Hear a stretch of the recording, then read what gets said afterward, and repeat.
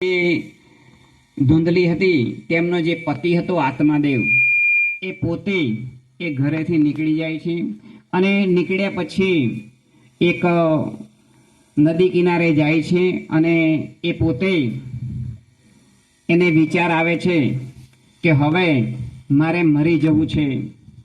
એમ કે મારા ઘરે દીકરો ભગવાને આપ્યો નથી તો મારે જીવીને શું કામ છે. આમ એ વિચાર કરે છે. તેવા સમયે એને એક સાધુ મહાત્મા મળે છે અને એ સાધુ મહાત્મા એ પોતે એને કહે છે કે ભાઈ આત્માદેવ, તું કેમ શા માટે મરવા આવ્યો છે?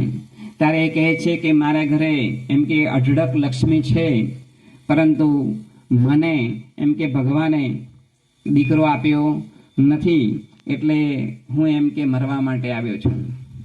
આજકાલ ઘણા બધા વ્યક્તિઓ એ પોતાના જીવનથી કંટાળી અને પોતે એ મરવાનો જ વિચાર કરે છે, પરંતુ એક ભગવાને આટલું શરીર એ સુંદર આપ્યું હોય તો એવો વિચાર કેમ આવતો નથી કે હું સુંદર જીવું, હું સારી રીતે જીવી શકું, એવો વિચાર કેમ આવતો નથી. પરંતુ વ્યક્તિને એવો જ વિચાર આવે છે. એટલે એ જે સંન્યાસી છે એ કહે છે પેલા આત્માદેવને કે ભાઈ, આપણે હું માગી લાવ્યો છું, એટલે કે મધુ કરી એ સંન્યાસી એ મહાત્મા હતા, એ માગીને એ પોતે ખાતા હતા. એટલે એ મહાત્મા સંન્યાસીએ કહ્યું કે હું આ મધુ કરી લાવ્યો છું, એટલે ભિક્ષા માગીને લાવ્યો છું, આપણે થોડું થોડું જમી લઈએ, પછી હું તમને વાત કરું. ત્યાર પછી એ જે સંન્યાસી હતા એ જે ભિક્ષા લાવ્યા હતા એની અંદર જે સ્વાદ હોય, સ્વાદ એ કોને આપે? એક કપડાની પોટલીની અંદર એ પોતે એ જે સ્વાદ હોય એ સ્વાદ નદીને આપે છે, એટલે કે જળ દેવતાને આપે છે. અને પછી એ સ્વાદ વગરનું એ જે ભિક્ષા માગી લાયા હોય એ પેલા આત્માદેવને કહે છે કે આત્માદેવ, આપણે એમ કે જમીએ, પછી આપણે આગળ વાત કરીએ.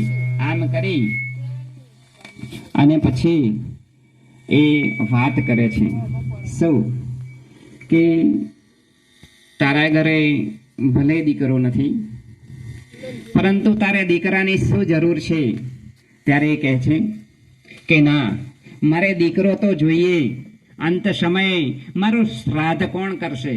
મારું શ્રાદ્ધ કરે ને એના માટે દીકરો જોઈએ. દીકરો હોય ને તો દીવો કરે. પેલા સંન્યાસી મહાત્મા કહે છે, ઓલા ભાઈ, આજકાલ તો એવા દીકરા પાકે છે ને કે મા બાપનો દીવો હોલવી નાખે છે. એટલે ભગવાને જે કંઈ સુખ આપ્યું હોય ને એ સુખની અંદર આપણે આનંદથી રહેવું જોઈએ. ત્યારે પેલો આત્માદેવ એટલે કે આપણો આત્મા, શરીર, એ કહે છે કે ના, મારે તો દીકરો જોઈએ. ત્યારે સંન્યાસી મહાત્મા કહે છે, તારા ભાગ્યમાં છે જ નહીં દીકરો, તો પછી દીકરો હું લાવું ક્યાંથી? તો કે મારા ભાગ્યમાં ના હોય ને મહાત્માજી, તો તમારા ભાગ્યમાંની અંદરથી મને આપો, પરંતુ મારા દીકરો તો જોઈએ જ.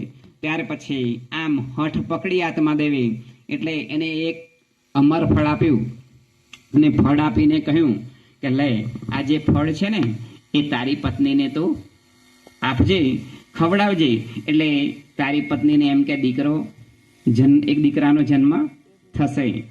દીકરાના પ્રકાર હોય. આજકાલ દીકરાના 4 પ્રકાર જે હોય છે એ શ્રીમદ ભાગવતની અંદર સમજાવવામાં આવે છે કે કેવા દીકરા હોય.